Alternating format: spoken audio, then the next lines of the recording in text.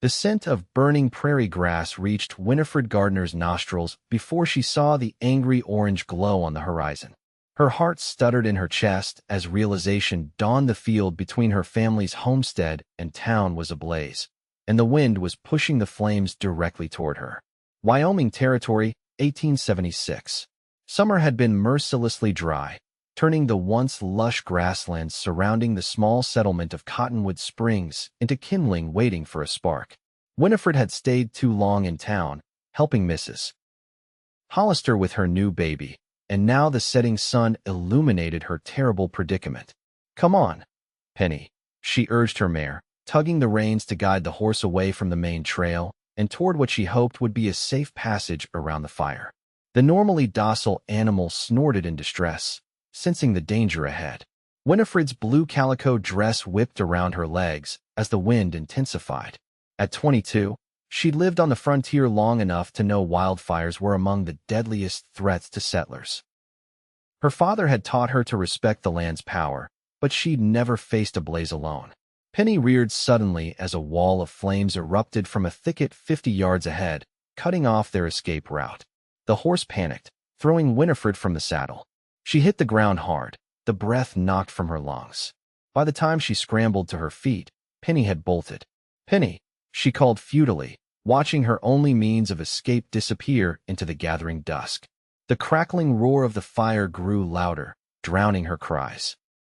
Winifred gathered her skirts and ran, eyes stinging from the thickening smoke. The Gardner homestead was still 2 miles away, too far to reach before the fire overtook her.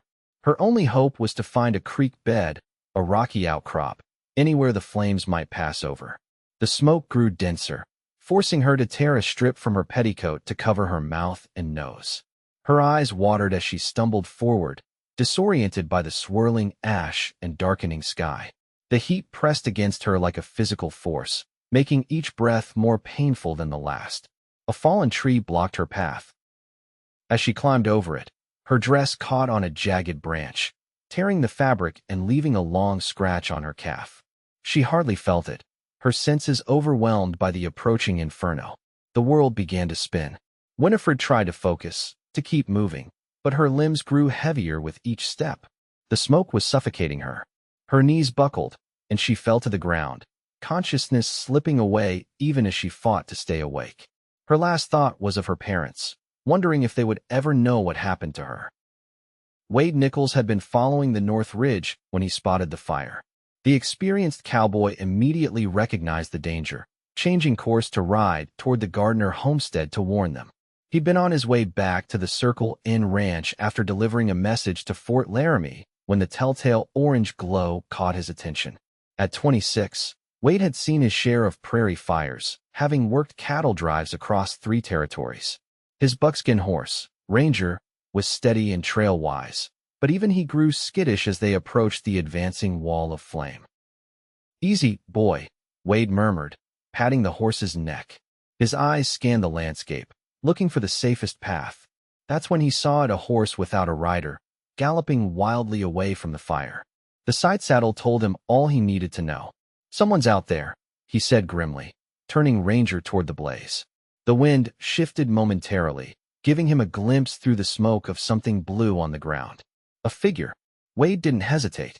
He urged Ranger forward, pulling his bandana up over his nose and mouth. The heat was intense, but they still had precious minutes before the main fire front reached this spot. The horse balked at first, but responded to his confident commands, picking a path through the smoldering grass. As they drew closer, he could see it was a young woman lying motionless on the ground. Her blonde hair had come loose from its pins, spreading around her like a halo. Her face was smudged with soot, but even in the eerie light cast by the approaching flames, Wade could see she was beautiful. He dismounted quickly, kneeling beside her. "Miss, can you hear me?" When she didn't respond, he checked for breathing, relieved to find she was alive but unconscious. The fire was closing in fast. They had no time to waste. Wade gathered the woman in his arms, surprised by how light she felt despite her full skirts. He managed to mount Ranger while holding her, settling her across his lap. Her head lolled against his chest as he turned the horse and spurred him away from the advancing flames. "Hold on," he urged, though he knew she couldn't hear him. Just hold on. They rode hard, Ranger sensing the urgency. Wade felt the woman stir slightly in his arms, a good sign. He needed to get her to safety, to clean air where she could breathe properly. The Gardner place was closest, but with the fire's path, he couldn't risk it. His decision was made in an instant. He'd take her to the old trapper's cabin by Silver Creek. It was small but solid, with a spring nearby and enough clearance around it to be safe from the flames. The cabin came into view just as the woman in his arms began coughing weakly. Wade dismounted carefully, keeping her secure against his chest as he carried her inside. The cabin was dusty but intact, with a narrow bed against one wall. He laid her down gently, then hurried to open the shutters, letting in the relatively clearer air. He returned to her side with his canteen, lifting her head slightly to help her drink. Her eyelids fluttered, then opened, revealing eyes the color of summer cornflowers, clouded with confusion and fear. "Easy now," Wade said softly. "You're safe."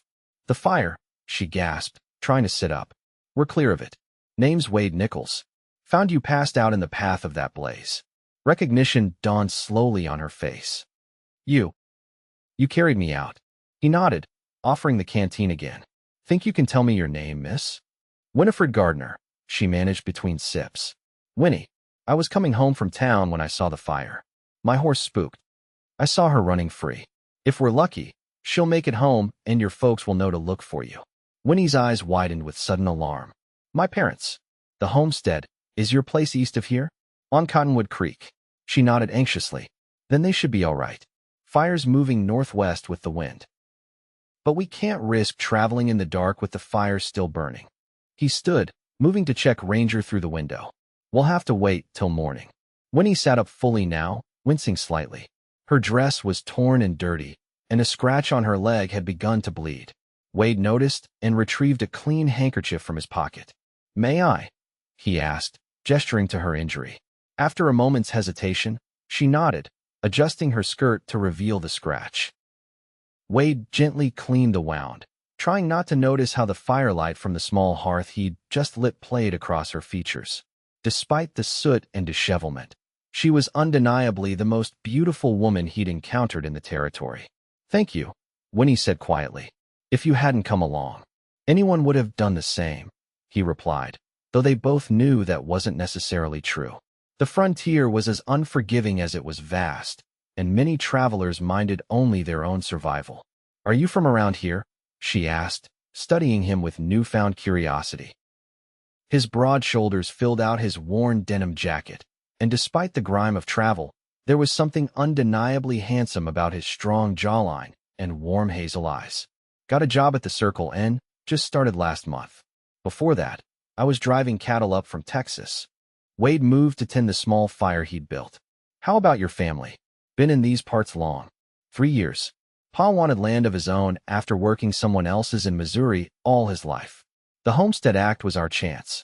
Winnie paused, looking around the cabin. "Whose place is this?" "Old Man Jenkins. Trapper who headed further into the mountains last year. Said anyone passing could use the cabin if they left it as they found it." The howl of the wind outside intensified, carrying with it the distant sounds of the wildfire consuming the prairie. Winnie shivered despite the growing warmth inside the cabin. "Try to rest," Wade suggested. "I'll keep watch, make sure the fire doesn't change direction." Winnie wanted to protest that she wasn't tired, but the events of the day caught up with her suddenly. Her eyelids grew heavy as exhaustion overtook her. The last thing she saw before drifting off was Wade silhouetted against the window, vigilant and strong, a guardian she'd never expected to find in her darkest hour. When Winnie awoke, early morning light was filtering through the cabin's small windows. For a moment, she was disoriented, until memories of the previous day flooded back. The fire, the smoke, the strong arms that had carried her to safety. She sat up, noticing a blanket had been draped over her during the night. Wade was asleep in a chair near the door, his hat pulled low over his eyes. Even in repose, there was something solid and dependable about him that made her feel secure. As if sensing her gaze, he stirred, pushing his hat back and blinking awake. Their eyes met, and a small smile touched his lips. "Morning," he said, his voice rough with sleep. "How are you feeling?" Better, Winnie replied truthfully. The throbbing in her head had subsided, and though her throat still felt raw from the smoke, breathing was easier. Have you been in that chair all night? Wade stood, stretching his tall frame. Wanted to keep an eye on the fire's progress. He moved to the window. Looks like it's burned itself out to the northwest. The rain helped. Rain. Winnie hadn't even noticed the gentle patter on the cabin roof. Started around midnight. Not much, but enough to help. He turned back to her. Think you're up for riding? I'd like to get you home before your family worries themselves sick. Winnie nodded, suddenly anxious to see her parents. She tried to smooth her crumpled dress and tame her loose hair, acutely aware of her disheveled appearance. Don't fret, Wade said, noticing her self-consciousness. You look fine for someone who nearly got caught in a wildfire.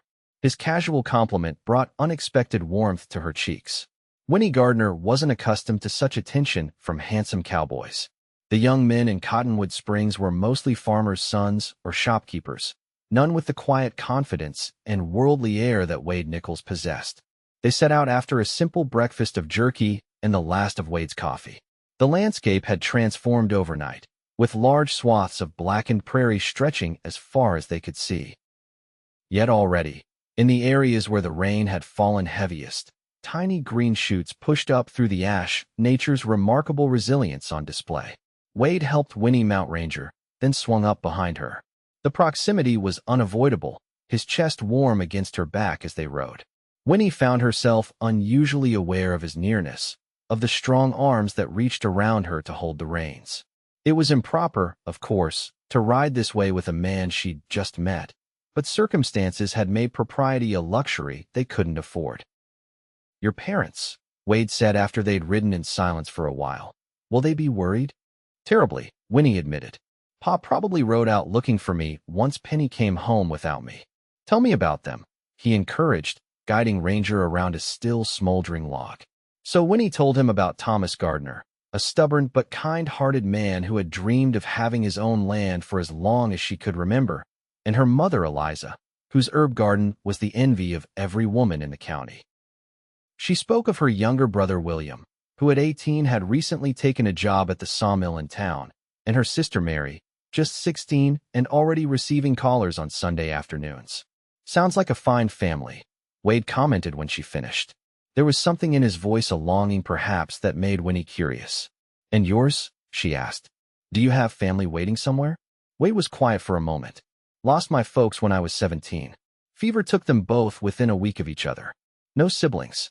Been on my own since, moving where the work takes me. Winnie's heart ached for the solitary life he described. I'm sorry, she said softly.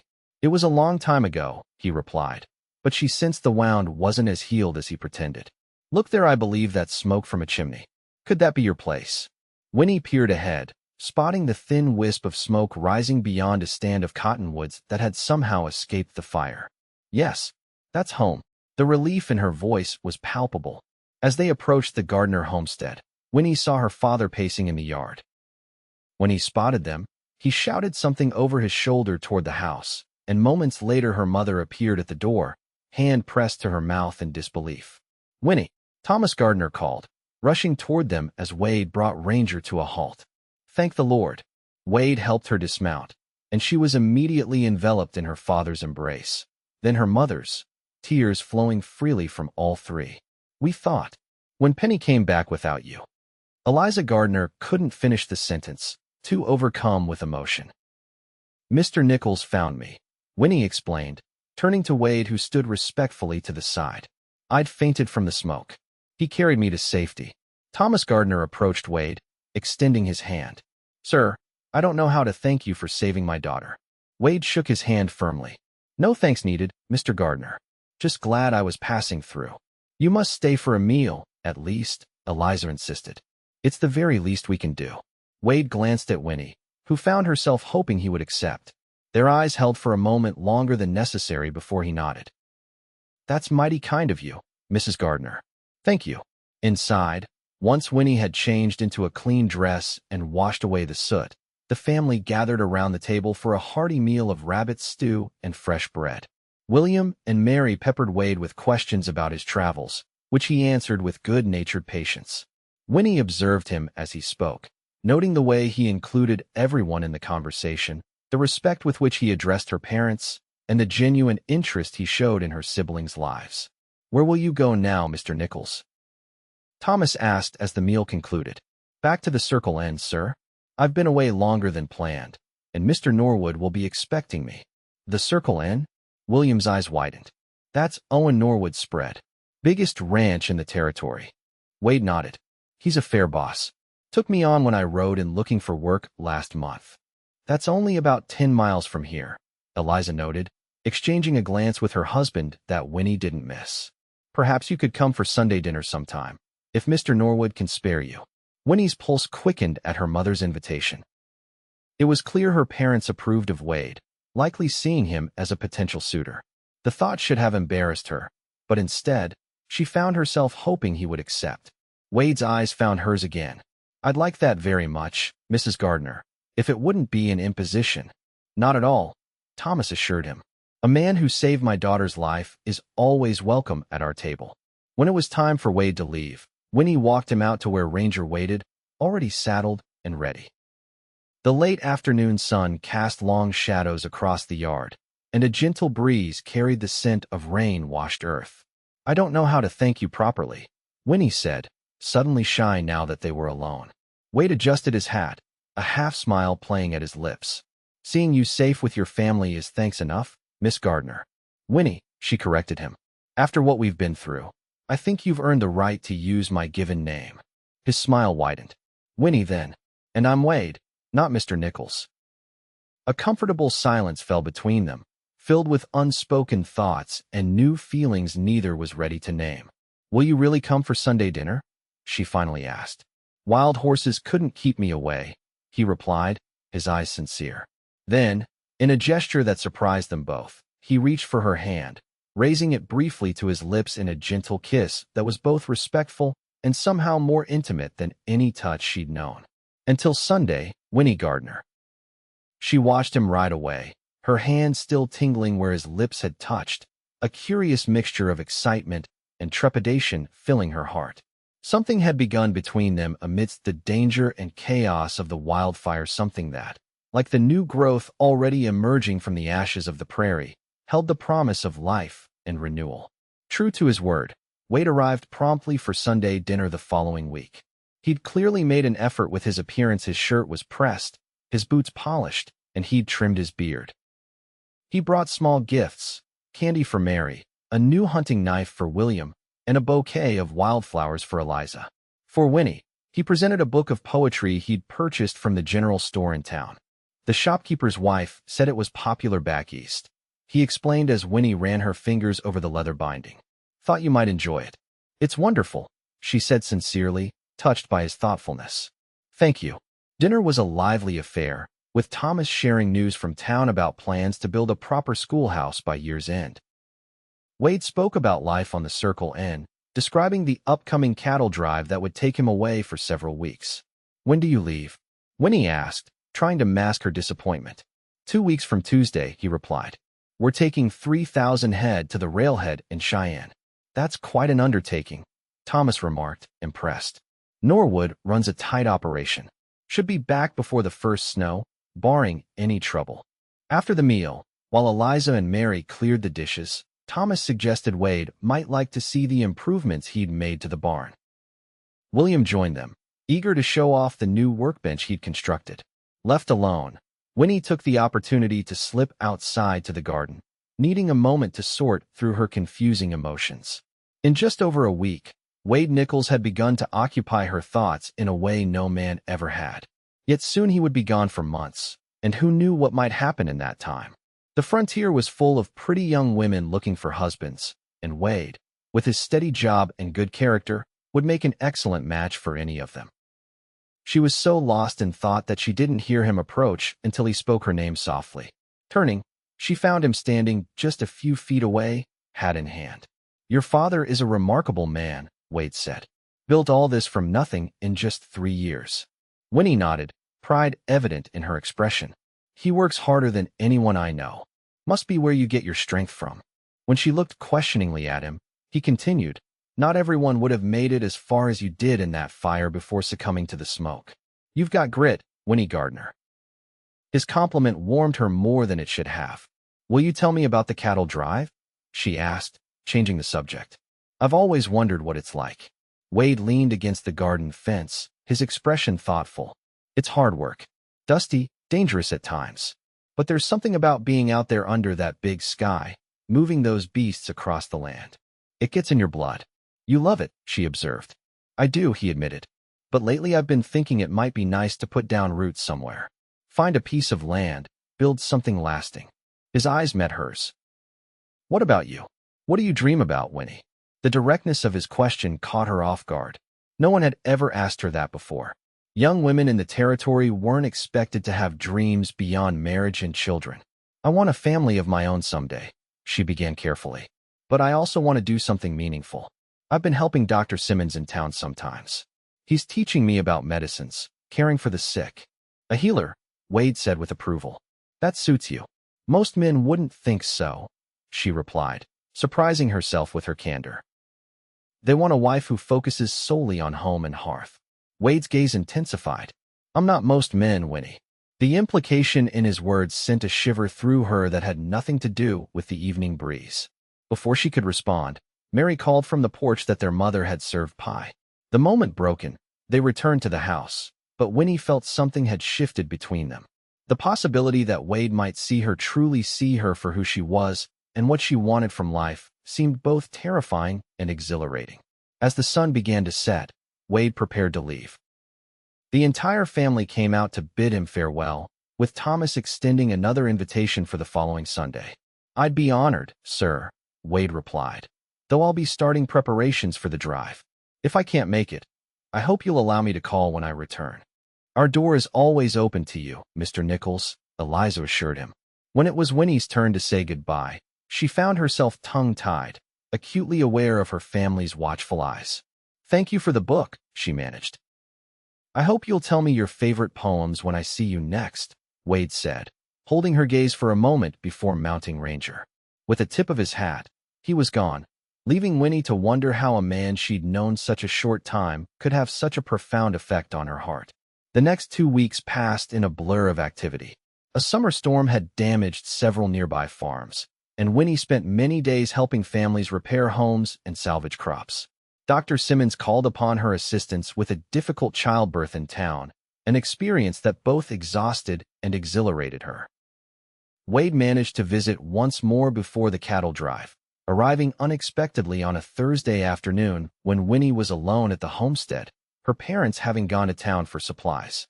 I shouldn't be here, he said when she opened the door, looking surprised to see him. Not proper, with your folks away. But I'm leaving at dawn tomorrow, and I couldn't bear the thought of months passing without seeing you again. Winnie knew she should send him away, or at least insist they sit outside on the porch where anyone passing could see them. Instead, she invited him in and put on coffee, her heart racing at the impropriety and the thrill of his presence. They sat at the kitchen table, a respectable distance between them, yet Winnie felt more connected to him than ever before. I've been thinking about what you said, about wanting to be a healer, Wade began. It's not just talk, is it? I asked around town. Folks say you've got a gift for it. Winnie blushed at the knowledge he'd been inquiring about her. Dr. Simmons has been very encouraging. Says I have good instincts and steady hands. The territory needs people like you, Winnie, especially out here where doctors are scarce. His understanding of her ambition touched her deeply. Most people think it's just a passing fancy, that once I'm married, I'll forget all about it. Wade leaned forward, his expression serious. What if you married someone who didn't think that way? Someone who wanted you to use your gifts? The implication of his words hung in the air between them. Winnie's pulse quickened. Are you speaking hypothetically, Mr. Nichols? A smile played at the corners of his mouth. I thought we'd agreed on Wade. Wade, she amended, her voice barely above a whisper. He reached across the table, his hand covering hers. I know it's too soon. We've barely known each other a month. But I've never met anyone like you, Winnie Gardner. When I get back from this cattle drive, I'd like your permission to court you properly. If you're amenable. Joy flooded through her, but caution tempered her response. 3 months is a long time. You might meet someone else, or change your mind. Not a chance, he said with such conviction that she couldn't doubt him. I knew the moment I carried you out of that fire that you were someone special. They talked for another hour, sharing hopes and pieces of their past, careful to maintain propriety despite the growing attraction between them. When it was time for Wade to leave, they stood on the porch, the late afternoon sun casting a golden glow over the land. I've something for you, Wade said, reaching into his pocket. He withdrew a small carved wooden fox, its details remarkably lifelike despite its size. Made this during night watch last week. Foxes are clever and resilient, like you. Winnie accepted the gift, deeply touched by the personal nature of it. I'll keep it with me, she promised. I should go, he said reluctantly. Your parents will be back soon, and I've already compromised your reputation enough for one day. Write to me, Winnie asked. If you can. Every chance I get, he assured her. Then, in a move that surprised them both, he leaned down and placed a gentle kiss on her cheek, his lips lingering just long enough to send her heart racing. Wait for me, Winnie Gardner. As she watched him ride away, Winnie touched her cheek where his kiss still burned. 3 months suddenly seemed an eternity to wait. The cattle drive departed as scheduled, and life in Cottonwood Springs continued its steady rhythm. Winnie threw herself into her work with Dr. Simmons, finding that staying busy helped ease the ache of Wade's absence. True to his word, letters arrived whenever a rider came through from the cattle drive's path. His penmanship was surprisingly elegant for a cowboy, his descriptions of life on the trail vivid and sometimes humorous. Winnie kept the letters tied with a ribbon in her trunk, reading them often in the privacy of her room. Her parents, noting the correspondence, exchanged knowing glances but said nothing, respecting their daughter's privacy while quietly approving of the match. Summer gave way to autumn, and the first frost dusted the prairie. The cattle drive was due back any day, and Winnie found herself growing increasingly restless, checking the horizon whenever she stepped outside. It was while she was gathering the last of the garden's produce that she heard the distant thunder of hooves. Looking up, she saw a cloud of dust approaching from the east, too many riders to be just the mail courier. Her heart leapt. The cattle drive was returning. She stood, brushing dirt from her apron, trying to calm her racing pulse. It would be unseemly to run down the road to meet them. She would wait, maintain her dignity, even as every fiber of her being urged her to go to him. The riders came into view, a dozen men on horseback, their faces weathered by months on the trail. Winnie scanned them anxiously, looking for Wade's familiar form. When she spotted him near the back of the group, her composure nearly crumbled. He saw her at the same moment, his tired expression transforming into a brilliant smile. Breaking away from the others, he urged Ranger toward the Gardner homestead. Winnie couldn't help herself, then she moved to the gate, waiting as he approached. Wade dismounted in one fluid motion, removing his hat as he stepped toward her. He looked leaner than when he'd left, his skin darkened by the sun, a new scar visible on his forearm. But his eyes were the same warm, steadfast, now filled with an emotion that made Winnie's breath catch. You're back, she said simply, suddenly shy in the face of his intense gaze. Told you wild horses couldn't keep me away, he replied, his voice rough with feeling. They stood for a moment, drinking in the sight of each other after so long apart. Then, mindful of propriety and the curious eyes of his fellow cowboys in the distance, Wade cleared his throat. Your father around? I'd like to speak with him, if I might. Winnie's heart skipped a beat. In the barn, I believe. Mending harnesses. Wade nodded, putting his hat back on. I should clean up first. Been on the trail too long to be presentable. May I call tomorrow? Yes, Winnie replied, trying to contain her disappointment at his departure. We'll expect you for dinner. He smiled, understanding in his eyes. Until tomorrow, then. With a tip of his hat, he mounted Ranger and rejoined his companions, leaving Winnie to wonder what he intended to discuss with her father. She didn't have to wait long to find out. The following evening, Wade arrived promptly at 6, freshly shaved and wearing his best shirt. After dinner, Thomas invited him to step outside for a pipe, and they were gone for nearly an hour. When they returned, Thomas looked thoughtful but pleased, and Wade's expression was one of barely contained excitement.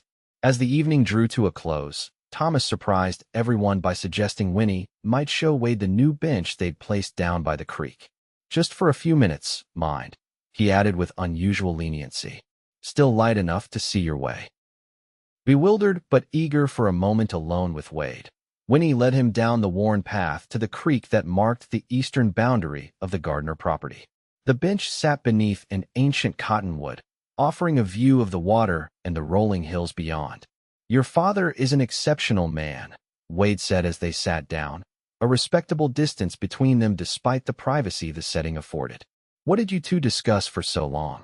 Winnie asked, unable to contain her curiosity any longer. Wade turned to face her, his expression serious yet tender. I asked his permission to court you officially, with the intention of marriage if you'll have me. Though she had suspected as much, hearing the words aloud made Winnie's heart soar. And what did he say? He said I need to prove I could provide for you, which is fair. Wade's smile widened. Fortunately, I've been saving every penny I've earned since I was 17. When Mr. Norwood paid us for the drive, I had enough to make an offer on the old Johnson place. Winnie's eyes widened in surprise. The Johnson homestead, abandoned when the family moved to California the previous year, was just 3 miles from her parents' place, a sturdy cabin with good water and 50 acres already cleared for farming. You bought land here? But what about the Circle N? Your job? Norwood's keeping me on through spring roundup, but after that. Wade took her hands in his gaze steady. I want to build something lasting, Winnie. A home. A life. I've wandered long enough. Tears pricked at Winnie's eyes. And my work with Dr. Simmons? My healing. That's part of why I chose the Johnson place, he explained. It's near enough to town that you could continue your training. This territory needs healers desperately. I'd never ask you to give that up. Overwhelmed by emotion, Winnie could only squeeze his hands in response. Wade released one hand to reach into his pocket, withdrawing a simple gold band set with a small pearl. It was my mother's, he said softly. I've carried it with me all these years, waiting for the right woman to give it to. He took a deep breath. I'm not asking you to answer now. Court me through the winter. Get to know me better. But know that whenever you're ready, this ring is yours. Wade, Winnie began, her voice trembling with emotion. I don't need until spring. I knew when you rode away 3 months ago that my heart went with you. His eyes lit with hope. Are you saying yes? She interrupted, a radiant smile breaking through her tears. Yes, I'll marry you, Wade Nichols. With reverent hands, Wade slipped the ring onto her finger. It fit perfectly, as if it had been made for her all along. Then, with a glance toward the house to ensure they weren't observed, he drew her into his arms for their first real kiss. His lips were gentle against hers, tentative at first, then more confident as she responded. The kiss was brief but profound, a promise of the life they would build together. As they walked back to the house hand in hand, the setting sun painted the prairie in shades of gold and amber. Winnie thought of the fire that had nearly claimed her life that summer day, and the remarkable twist of fate that had brought Wade Nichols to her rescue. From those dangerous flames had come the greatest blessing she could have imagined, a love that would sustain them through whatever challenges the frontier might bring. Word of their engagement spread quickly through Cottonwood Springs. Most responses were enthusiastic, particularly from those who had witnessed Wade's devotion to Winnie since his return from the cattle drive. A few raised eyebrows at the relatively brief courtship, but Thomas and Eliza's approval silenced most critics. Dr. Simmons was especially pleased, confiding in Winnie that he'd worried she might marry someone who would discourage her healing work. That young man sees your true worth, the doctor told her. He'll make a fine husband for a woman of your talents. The wedding was set for April, giving Wade time to make the necessary improvements to the Johnson place before Winnie moved in as his bride. Nearly every day after finishing his work at the Circle N, he rode to the property to repair fences, shore up the barn, and add a second bedroom to the small cabin. Winnie often joined him on weekends, bringing picnic lunches and helping where she could. They planted a garden together, Wade digging the beds while Winnie planned where each herb and vegetable would grow. These shared tasks gave them precious time alone, strengthening the bond between them as they worked side by side toward their future. It's not much compared to your parents' place, Wade said one crisp February afternoon as they stood looking at the cabin. But give me a few years, and I'll build you a proper house. Winnie slipped her hand into his. It's perfect, Wade. It's ours. As spring approached, preparations for the wedding intensified. Eliza and Mary worked on Winnie's dress, adapting Eliza's own wedding gown with new lace ordered specially from Cheyenne. The women of the church planned the wedding feast, while Thomas and William constructed extra tables and benches to accommodate the expected guests. Wade, for his part, continued his improvements to their future home, determined that Winnie would want for nothing when she became his wife. He ordered proper glass windows from the east, splurged on a new cook stove for the kitchen, and built a sturdy bookshelf to hold Winnie's growing collection of medical texts and the poetry book he'd given her months before. The week before the wedding, a late spring storm brought heavy rains that swelled the creeks and turned roads to mud. Winnie worried the weather might prevent some guests from attending, but as the wedding day dawned, the sky cleared to a perfect Wyoming blue. The ceremony took place in the small church in Cottonwood Springs, filled to capacity with friends, neighbors, and Wade's colleagues from the Circle Inn. Winnie wore her mother's adapted dress, a crown of spring wildflowers in her hair. Wade, almost unrecognizable in his new suit, waited at the altar with an expression of such joy and wonder that tears sprang to Winnie's eyes as her father led her down the aisle. Their vows were simple but heartfelt. Wade's voice remained steady as he promised to love, honor, and cherish Winnie all the days of his life. When he slipped the gold band onto her finger to join her mother's ring, his hands trembled slightly, revealing the depth of his emotion. Winnie's own voice faltered as she repeated her vows, overwhelmed by the journey that had brought them to this moment. From a chance rescue during a prairie fire to this sacred commitment before God and community, it seemed both miraculous and inevitable. The celebration afterward lasted well into the evening, with music and dancing in the churchyard. As the sun began to set, casting the same golden light that had illuminated their first meeting, Wade took Winnie's hand and led her to where Ranger waited, hitched to a small buggy he'd borrowed from a friend at the ranch. "Ready to go home, Mrs. Nichols?" he asked, his voice low and intimate despite the crowd of well-wishers surrounding them. The title Mrs. Nichols sent a thrill through Winnie that she couldn't hide. "Yes," she replied simply, knowing that home was no longer her parents' homestead but the place she and Wade would build together. They departed amid cheers and thrown flower petals, the buggy's wheels kicking up dust as they headed east toward their new life. The 3-mile journey passed in comfortable silence, both of them absorbing the reality of their new status as husband and wife. When they arrived at their cabin, now Wade surprised Winnie by gathering her in his arms before she could step down from the buggy. "What are you doing?" she laughed as he carried her toward the door. "Carrying my wife over the threshold," he explained with a grin. "It's tradition." "Is that so?" she teased, arms around his neck. "Seems familiar somehow." Wade's expression softened as he realized what she meant. "I suppose it does," he said, pausing at the doorway. "That day in the fire field, I had no idea I was carrying my future wife to safety, and I had no idea my rescuer would become my husband." Winnie touched his cheek tenderly. "Life has a way of bringing us exactly where we need to be, doesn't it?" Wade nodded, his eyes full of love as he carried her across the threshold into their home and their new shared life. "It certainly does, Mrs. Nichols. It certainly does." 1 year later, Winnie stood in the doorway of their cabin, watching as Wade worked in the field. The spring wheat was coming in nicely, and the 5 cows he'd purchased with his last Circle Inn wages were grazing contentedly in the pasture beyond. So much had changed in the years since their wedding. Wade had proven himself not only a dedicated husband, but a capable farmer, applying the same diligence to tending crops that he had once given to herding cattle. Winnie divided her time between their home, assisting Dr. Simmons 3 days a week, and visiting neighboring homesteads when medical help was needed. They had settled into a rhythm together, their partnership stronger than either had dared hope. Wade supported Winnie's healing work wholeheartedly, building her a special cabinet to store her medicines and often accompanying her on night calls to distant farms.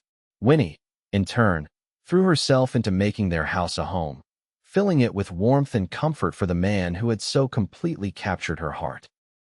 As she watched her husband now, a protective hand drifted to her abdomen, where their first child had just begun to make its presence known. She hadn't told Wade yet, wanting to be certain before sharing the news. But Dr. Simmons had confirmed her suspicions the day before. By Christmas, their family would grow by one. Wade looked up, catching sight of her in the doorway. He waved, then set aside his tools and started toward the house. Winnie's heart still skipped a beat when he looked at her that way, as if she were the most precious thing in his world. "Taking a break?" she asked as he approached. "Thought I might have lunch with my beautiful wife," he replied, pulling off his work gloves. His smile turned curious as he noticed her expression. "What is it? You look like the cat that got the cream." Winnie took his hands in hers, suddenly nervous despite her joy.